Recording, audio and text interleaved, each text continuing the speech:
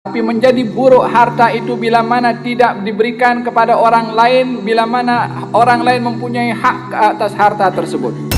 Atau kalau tak ada pun, dia tak ada hutang, duit yang disimpan pure 100% dia punya, tapi tak digunakan, tetap mengikut falsafah Rasulullah itu buruk.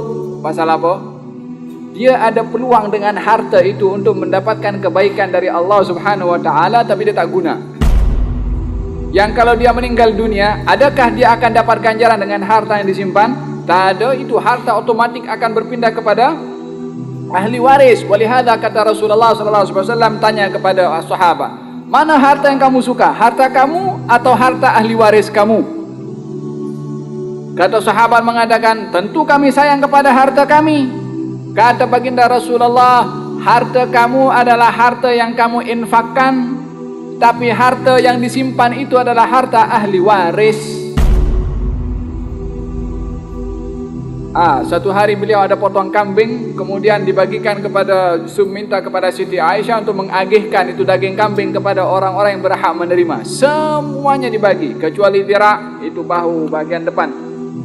Nabi balik rumah, wahai Aisyah, kamu dah bagi daging kambing itu? Kata Siti Aisyah mengatakan, sudah wahai Rasulullah, semuanya habis, kecuali dirak, yakni bahu kaki kambing yang bagian depan itu.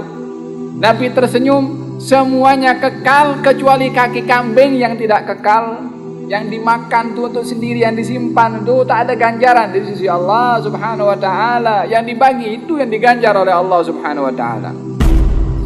Dan baginda Rasulullah SAW satu hari duduk di mana solat. Lalu setelah salat, baginda kebiasaannya selepas salat baginda akan duduk berzikir kepada Allah Subhanahu Wa Taala. Subhanallah 33 kali, alhamdulillah 33 kali, Allahu Akbar. Lalu tapi pada waktu itu Nabi selesai salam terus bangkit dalam keadaan beliau gelisah. Masuk ke rumah, lepas itu patah balik dalam keadaan muka itu biasa.